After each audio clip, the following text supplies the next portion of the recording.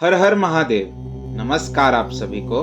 मैं हार्दिक आप सभी का स्वागत करता हूँ हमारे इस यूट्यूब चैनल पर जिसका नाम है धर्म रक्षणा। अनंत काल से सनातन धर्म अपने इतिहास और उसकी विशेषताओं के लिए जग प्रसिद्ध है। हम आपके लिए सनातन धर्म से जुड़े साहित्य, विज्ञान, देवी देवताओं के महात्म्य और अन्य शास्त्र जो हमारे ऋषि मुनि द्वारा रचित अथवा लिखित है उनकी सारी जानकारी आपके लिए यहाँ प्रस्तुत करेंगे।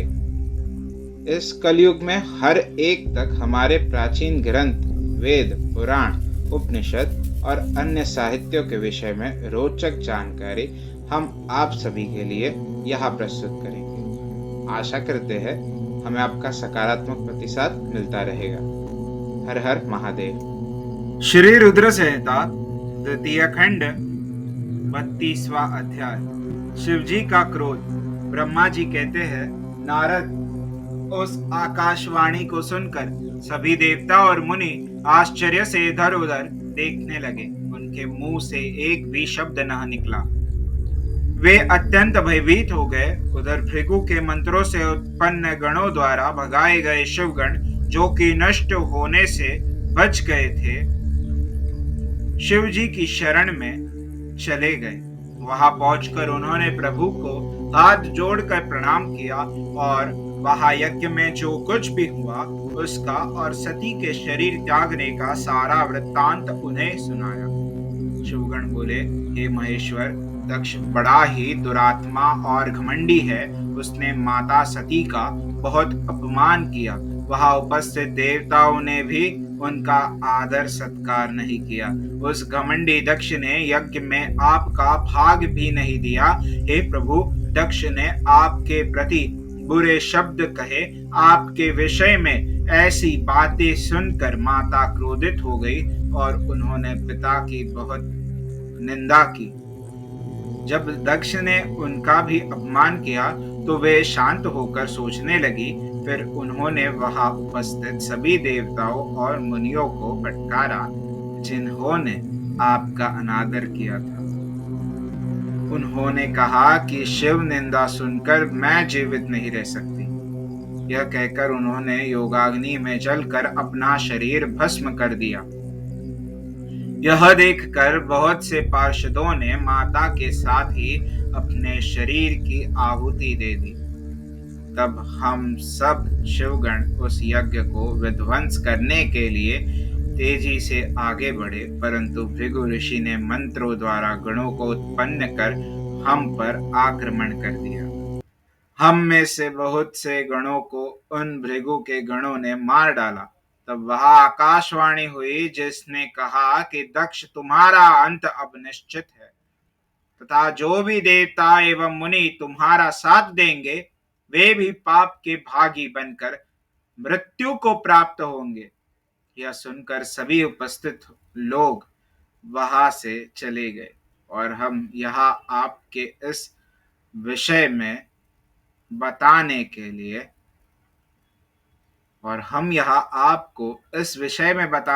लिए आपके पास चले आए। हे कल्याणकारी भगवान शिव, आप उस महादुष्ट अधर्मी दक्ष को उसके अपराध का कठोर दंड अवश्य दे। यह कहकर सभी गण चुप हो गए।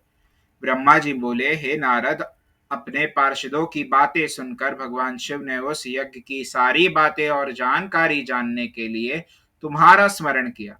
उनके स्मरण करते ही तुम वहां जा पहुंचे और भक्तिभाव से नमस्कार करके चुपचाप खड़े हो गए।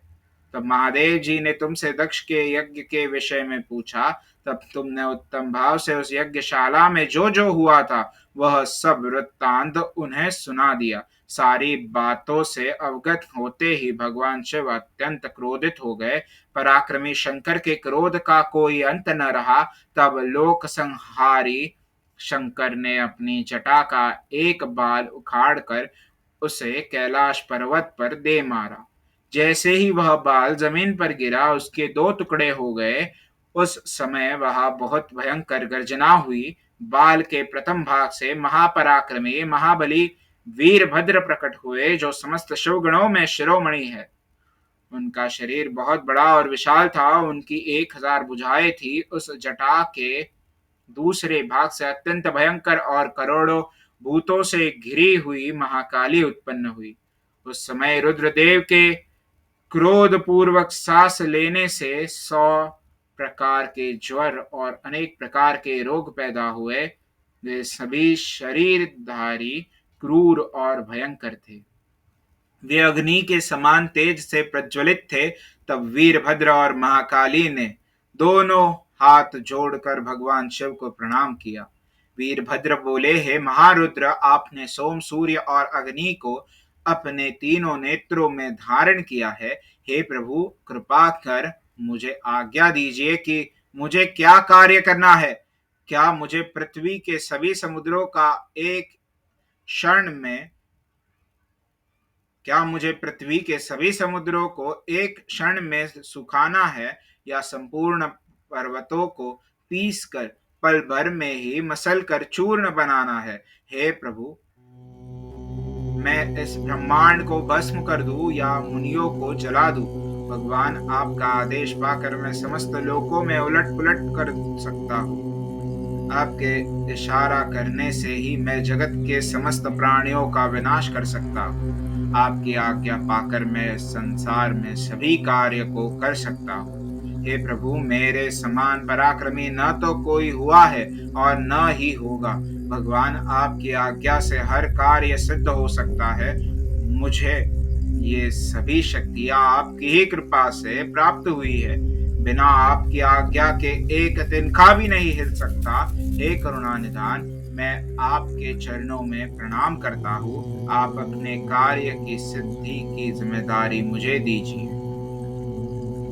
मैं उसे पूर्ण करने का पूरा प्रयास करूंगा। हे प्रभु, आपके चरणों का मैं हर समय चिंतन करता रहता हूँ। आपकी भक्ति परम उत्तम है।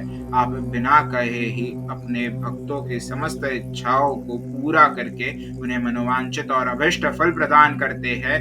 आप भक्त वत्सल है। भगवान, मुझे कार्य करने का आदेश दे तथा साथ ही उस कार्य की सफलता का भी आशीर्वाद दे। ब्रह्मा जी बोले, हे मुनिश्रेष्ठ, वीरभद्र के ये वचन सुनकर शिव जी को बहुत संतोष हुआ तथा उन्होंने वीरभद्र को अपना आशीर्वाद प्रदान किया। भगवान शिव बोले, पार्षदों में श्रेष्ठ वीरभद्र, तुम्हारी जय हो। ब्रह्मा जी का पुत्र दक्ष बड़ा ही दुष्ट है। उसे अपने पर बहुत घमंड है। इस समय वह एक बहुत बड़ा यज्ञ कर रहा है। उसने उस यज्ञ में मेरा बहुत अपमान किया है। मेरी पत्नी ने मेरा अपमान होता हुआ देखकर उसी यज्ञ की अग्नि में अपने शरीर को भस्म कर दिया।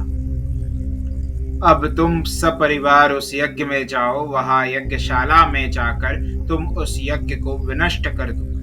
यदि देवता, गंधर्व अथवा कोई अन्य तुम्हारा सामना करे और तुम्हें ललकारे तो तुम उसे वही भस्म कर देना। दधीची की दी हुई चेतावनी के बाद भी जो देवतागण वहां यज्ञ में मौजूद है, तुम उन्हें भी भस्म कर देना, क्योंकि वे सभी मुझसे बैर रखते हैं। तुम उन सभी को बंधु बांधवों सहित जलाकर भस्म कर देना। वहां कलशों में भरे हुए जल को पी लेना। इस प्रकार वैदिक मर्यादा के पालक भक्त वत्सल करुणानिधान शिव ने क्रोधित होकर वीरभद्र को यज्ञ का विनाश करने का आदेश दिया। अध्याय 32वां समाप्त। हमारे कार्य की सराहना करते हुए इस YouTube चैनल को सब्सक्राइब करें, वीडियोस को शेयर करें और लाइक करें। हमारे कार्य मानव जाति के हित हेतु अधिकांश मानव जाति तक पहुंचाने में हमारी सहायता करें। भविष्य में हमारे सनातन धर्म के विषय में अधिक जानकारी प्राप्त करने हेतु हमारे साथ बने रहे इस YouTube चैनल पर, जिसका नाम है धर्मो रक्षणा। धर्मो रक्षति रक्षतः। हर हर महादेव।